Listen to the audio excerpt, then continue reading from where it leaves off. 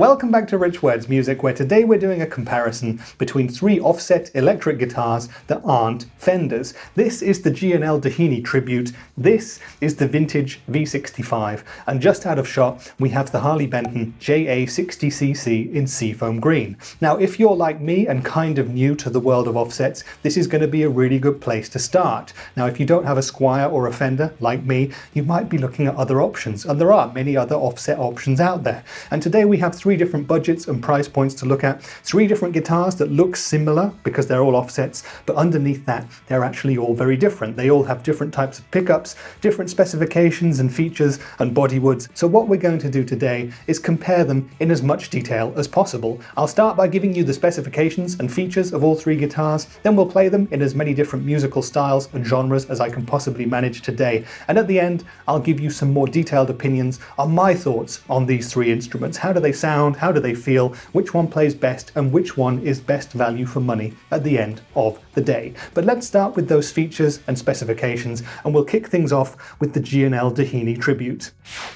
So this is the G&L Doheny Tribute model, and this guitar has one major advantage straight off the bat compared to the other two guitars, and that is that it was designed by Mr. Leo Fender himself and has many Leo Fender innovations within it too, which we'll get to now. This guitar is also by far the most expensive of the three in our test. It'll set you back about $600 or $700 or euros, a bit less in British pounds. The other two guitars are significantly more affordable. Now, the Doheny Tribute was built in Indonesia, but of course G&L offers a full range of USA-built guitars from their California headquarters as well. So what do you get for your money with the Doheny Tribute? Well, this specific model has this beautiful emerald blue metallic finish which just sparkles in the light. It's very, very beautiful indeed to behold. It's a wonderful looking guitar straight off, and you can see that it's quite a big guitar too. It has a bigger body than the other two guitars in this comparison, so take that into account too if you're of smaller physical stature. Now underneath the blue metallic finish we have a poplar body. We have a 3-ply white, black, white scratch plate.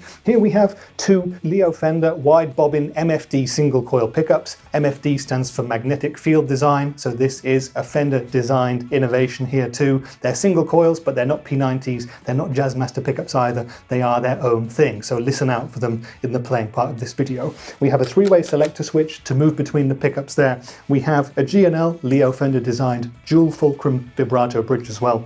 And here we have three controls, a master volume and two tone controls, and this is another Leo Fender designed innovation. This is the PTB system, or passive treble and bass control circuit. Now basically what these two do is when the tone controls are up full, you have your full amounts of treble and bass, but you can wind down the treble and the bass with these two controls. So it's a very logical system and makes it really, really intuitive to sculpt your own tones to perfection. So a very cool system that we're going to look at in the playing part of the video too. Now moving up to the neck of this guitar, as you can see we've got a maple fingerboard and a hard rock maple neck too in a satin vintage finish, so very easy to get up and down. It's a Fender approved 648 or 25.5 inch scale length. We have 21 frets with these really cool looking black block inlays. To me the frets feel like they're medium jumbo, but I can't find what exact size they are anywhere on the internet. The neck profile itself is a really nice medium to slightly chunky C shape, very, very comfortable to play indeed. The fingerboard radius is 9.5 inches, and we have a 1 5/8 inch nut here. Moving up to the headstock, we have that G&L headstock shape, 6 inline tuners too. So this is the G&L Doheny Tribute model, and now let's move over and look at the Vintage V65.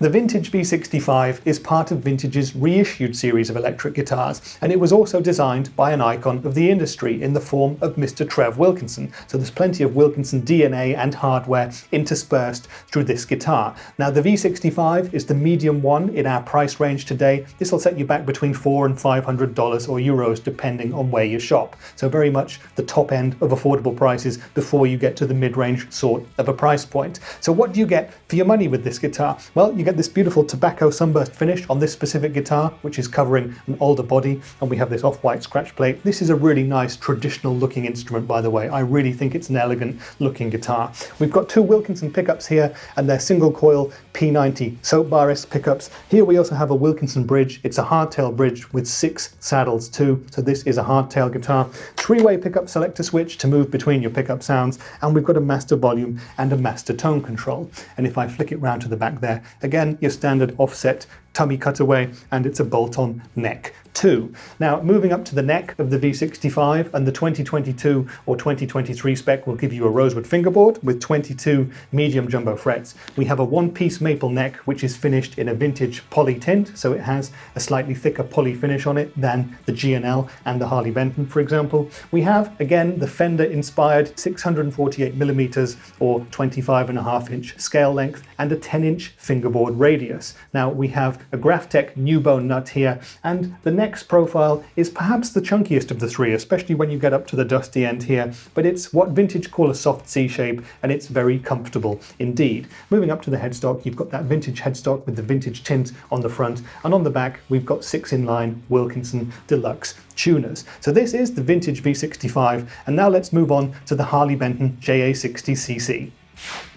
The Harley Benton JA-60CC is comfortably the most affordable guitar in today's comparison. This will set you back about 180 euros or dollars, so very much an affordable instrument and probably a great gateway to the world of offset guitars. Like the vintage, it has a smaller body than the G&L, so very easy to pick up and play. It's lighter than the other two guitars as well. I'll get into the weights later in the video, but what else do you get for your money? Well, on this specific guitar you get a basswood body and a beautiful seafoam green finish, which I think looks absolutely fantastic, especially juxtaposed with this off-white or mint green scratch plate here. We have two Roswell pickups, and they're actually Roswell JM Alnico 5 vintage style pickups, so Jazzmaster style pickups in this guitar. We have a three-way selector switch, a master volume and tone control, and again, this is a hardtail bridge configuration. We've got a Tune-o-matic bridge stop bar tailpiece type setup here, and if I quickly flick us around to the back, again tummy cut, and again bolt-on neck, all standards for offsets. If I move up to the neck on the JA-60CC, we've got this dark looking laurel fingerboard with 21 frets and some really cool looking block inlays, along with binding on the neck as well. The neck itself is vintage caramelized Canadian maple or roasted maple to the rest of us. It has a really nice C-shaped profile, not too thin, not too fat. It's probably the slimmest of the three here, but it's not a skinny neck by any means, and it has a beautiful satin finish too. We have another Fender approved 648mm 25.5-inch scale length, a 42mm nut here as well, and the fingerboard radius, Harley Benton don't tell us what it is, but it feels to me like it's 9.5, maybe 10 inches, so not super rounded, not super flat either, perfect in short for pretty much any style of playing. And moving up to the headstock, we've got that now traditional Harley Benton headstock in the roasted maple color, and we've got 6-in-line Clousson style tuners, which are Harley Benton or no-name ones. So here we have three Fender alternative offsets at three different price points with three different pickup types, different specs and features, and now what we're going to do is play them in as many different styles and settings as possible. So my rig for today is going to be my Hughes & Kettner Black Spirit 200 head. We'll start on the amps clean channel and play some classic stuff, some blues and some folk and some pop and some funk as well. Then we'll kick things up a notch. We'll move to the amps crunch channel, play some indie rock and some classic rock, because that's really what offset guitars were perfect for, indie and alternative rock stuff. Then we'll go up to some heavier distortion with the lead channel of the amp and play some harder rock and some punk rock, and at the end we'll go back to the clean channel. I'll kick in my Rev G3 distortion pedal. We'll tune these three offsets down to drop D and see if they can do a bit of metal chugging action. Enough talk then. It's Harley Benton versus vintage versus G&L. Let's play them now and we'll speak in more detail about them afterwards. Thank you.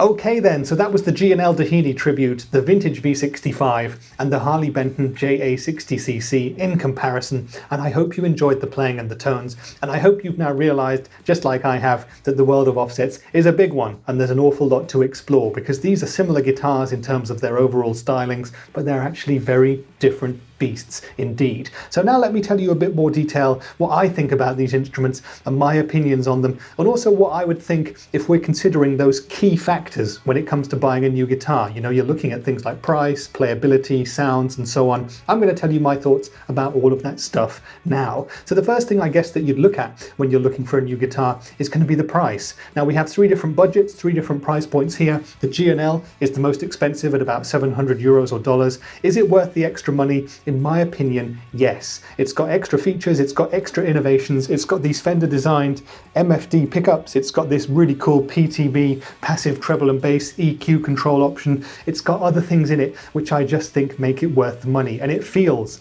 like a more expensive guitar than the other two. So in that sense, I really think it's worth the money. The Harley Benton is flat out amazing value for money if you consider it. It's less than 200 euros. That is super affordable. It's almost an impulse buy when it comes to guitars. And actually that one was an impulse buy for me. I just bought it when I saw it and I've been very, very impressed with it. In terms of price, in terms of value for money, you simply can't beat it. Now the Vintage V65 is in the middle ground here at about $400 to $500 or euros. So it's in that kind of interesting position where it's not the super cheapest option, but there are more expensive options too. However, it's got its own thing going for it as well. It's by far the most classic looking of these three, at least in my opinion, and it has a lot of Wilkinson facets and innovations too. So I think it's a really cool guitar to look at, and it offers a slightly different playing experience from the other guitars as well. Now, in terms of overall money, whenever you see a Harley Benton in a comparison, it's going to be the cheapest, so that's the most attractive when it comes to value for money. But let's talk now about the other things that might make the Vintage and the G&L worth the extra cash. Now, of course, one other thing you're going to be looking at the first time you see a guitar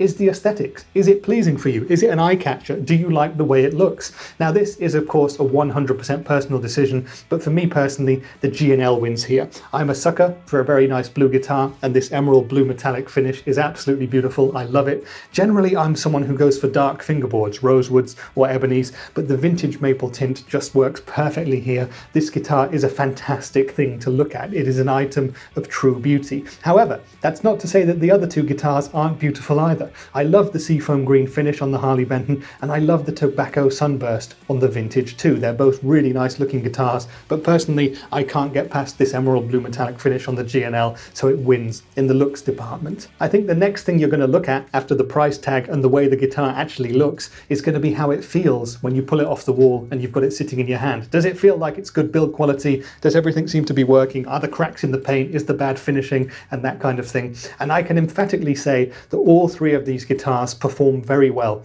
when it comes to the build quality. I think personally that the G&L does feel like the most expensive guitar, as indeed it is. It just felt fantastic from day one. That neck is absolutely wonderful. It felt like home to me straight away. It's been done really well too. The frets are all totally fine. The tuner's all good. The nut cut perfectly as well. The Fender electronics and hardware in there, fantastic. The one small blip that I've had with the Doheny Tribute is that the trem will need a little bit of a setup just to keep it stable in the future, but it's pretty decent as it is and a really, really great starting point. Now, the Vintage V65 and the Harley Benton JA-60CC also feel fantastic in terms of the build quality, especially when you consider the prices. Now, we're not going to be expecting Fender or Gibson custom shop quality with any of these guitars for the prices, but the Harley Benton, again, for under 200 euros or dollars, very, very decent indeed. And the Vintage too, no problems with all of these guitars. All the necks have been done really well. They've all had a great setup straight out of the box, and I can't really fault them. Of course, with any new guitar, you're going to want to take it to your local technician of choice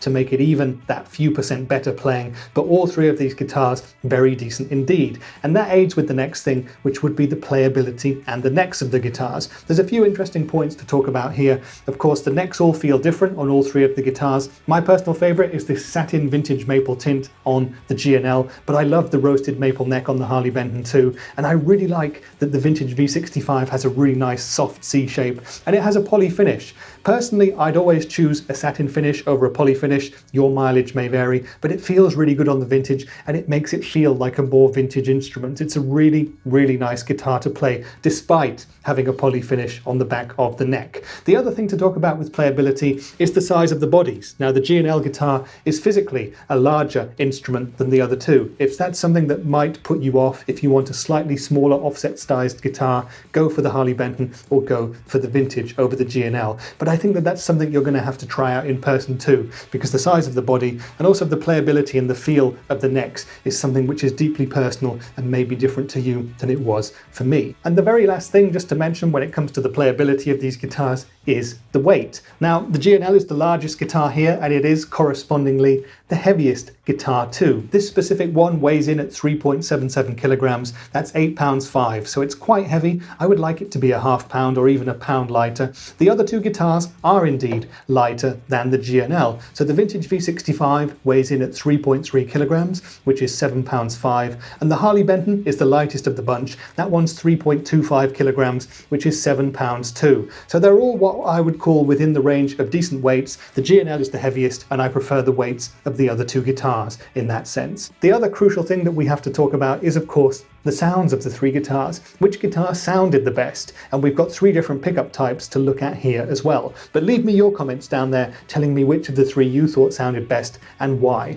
So we've got the 3 different pickups, as I've said. In the G&L, we've got the Fender-designed MFD single coil wide bobbin pickups. We've got the Jazzmaster style pickups in the Harley Benton and the Wilkinson P90s in the Vintage. So they're all slightly different and they all offer us a different taste of the world of offsets. They're all fantastic and they all sound fairly similar in some contexts, but very different in others. So which did I prefer? Well, overall, again, I've got to give the win to the G&L because these pickups just give this guitar so much versatility. And of course, with the passive treble and bass options there, with the EQing options that you have, you can really do pretty much anything with this guitar. And I think it is an offset player's dream. Starting with the clean sounds, we had lovely sparkly and jangly tones. Moving up to the crunches, we had really thick, but also aggressive and punchy mid-range sounds for the indie rock stuff. It does punk and it does alternative rock and heavier rock stuff really well as well. And even going up to metal, tuning down to drop D, you get beautiful clarity, you get beautiful thick tones. You don't get the massive amounts of low end that you get with a humbucker, but you win there in the clarity stakes. I absolutely love the pickups in this guitar,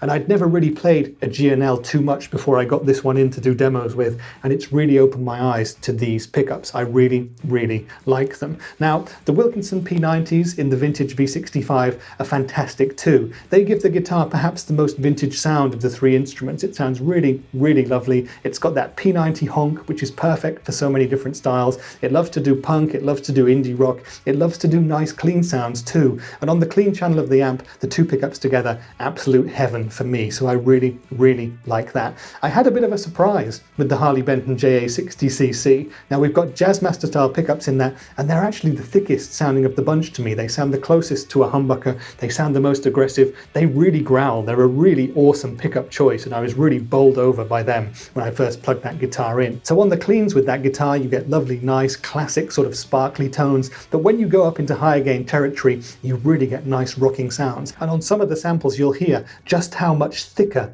the JM style pickups in the Harley Benton sound compared to the other two. So they really give you different flavors of that offset experience, and it's going to be personal taste, I think, which ones you prefer. But as I said at the start, the G&L really wins for me on versatility, and it wins on the sweetness of these Fender-designed pickups. They all sound great, but I'm going with the G&L in this case. So if you've been watching the video up to this point, you like these 3 guitars and you're kind of wondering, yeah, that's cool, but what else is out there? Well, good news, there's quite a lot. And of course, this is a video about 3 non-Fender offsets, but Fender and Squier are going to be your friend if you want to find other offsets out there. There's a Squier or a Fender at pretty much any price point, and also a Squier and a Fender that corresponds to the price points of the 3 guitars in this video. Starting down at the lowest end, the Harley Benton sort of a price range, you can pick up Squier Affinity models for about €200 euros or dollars. Then if you want something similarly priced to the vintage, you can get maybe a Squier Contemporary, or of course the classic Squier Classic Vibe range. Many offset options there as well. And if you want to get something which is possibly even a little more expensive than the G&L here,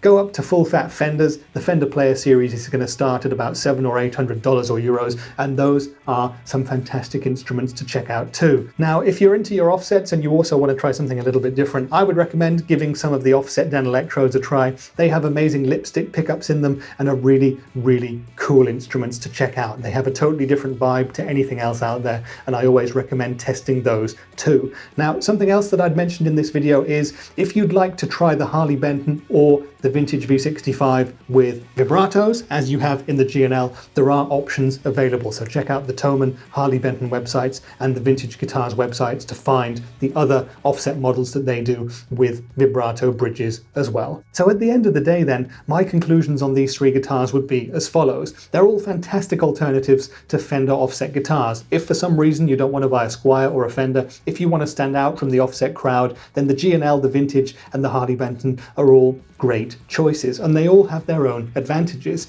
When it comes to simple price and value for money, the Harley Benton wins hands down pretty much against everything, as Harley Benton does with many of its guitars. At under 200 euros, the JA-60CC is really decent value for money. I love the thickness and the push that you get from those JM style pickups. I love the roasted maple neck. It's really comfy to play. That guitar has a smaller body. It feels really good. And again, the setup straight out of the box, really decent. So incredible value for money if that's what you're looking to do. It actually beats pretty much all of the Squier Affinity guitars that I've had the fortune to play recently, so definitely worth checking out if you've got about 200 or so to spend. Moving up in the budget range then to the Vintage, which is going to be about $400 to $500, that's going to put you squarely in Squier Classic Vibe or Squier Contemporary territory, and the Vintage is a really decent guitar to consider there as well. It has some really cool things that you won't find on Squiers at that price point. It has the Wilkinson bridge, it has Wilkinson pickups, the P90s are really decent and not to be understated. It has that lovely one-piece maple neck with the poly finish. You get a rosewood board as well, and Wilkinson Deluxe tuners, so very much name appointments compared to the Harley Benton. It plays really well too. It's the most classic feeling and I think sounding of the three guitars, and a really decent option. The Tobacco Sunburst looks great as well, and of course there is a version with a vibrato too if you'd like to try that guitar. Moving up to the big daddy though, we have the G&L Doheny Tribute, which at about $700 or euros is a really fantastic investment, at least in my opinion. This ticks pretty much all of my offset boxes. You've got these amazing Leo Fender innovations in this guitar. You've got the vibrato if you want to use it. This one needs a slight setup, but it's really fun to play with. You've got the great EQ PTB system. You've got these great Fender MFD pickups, and you've got this wonderful neck that just felt at home for me straight away as soon as I picked it up. I think this guitar scores incredibly well in all departments. It looks fantastic, it sounds great, it feels really good to play. I love the neck on it. It's simply a really great instrument, and it's opened my eyes to G&L as a company. Overall then, I think that the G&L is possibly my favorite guitar of the three that we've looked at today. Again though, for the price point, it probably should be, shouldn't it? But all three of these instruments are great alternatives to Fenders or Squiers or other offset guitars out there. So if you're looking for an offset, it's an intensely personal experience. Go down to your local store, try out as many as you can, maybe ask friends who have got them if you can test theirs out too, and you will find one that works for you. But for me personally, it's going to be the G&L for today. I hope that this video has given you all of the information that you might want to have about Fender alternative offsets, but if there's anything else you want to know, drop me a comment down there and I will answer to the best of my ability. And if there's any other offset guitars that you'd like me to try, let me know about that as well. I'm on a journey of discovery when it comes to these wonderful instruments too, and I really relish reading and replying to all of your comments on here as well. If you're still around, it would really make my day if you consider liking the video or even subbing to the channel, because that really does help. But that's been it for today's video. I've been Rich for Rich Words Music, and I'll see you in the next one. Bye for now.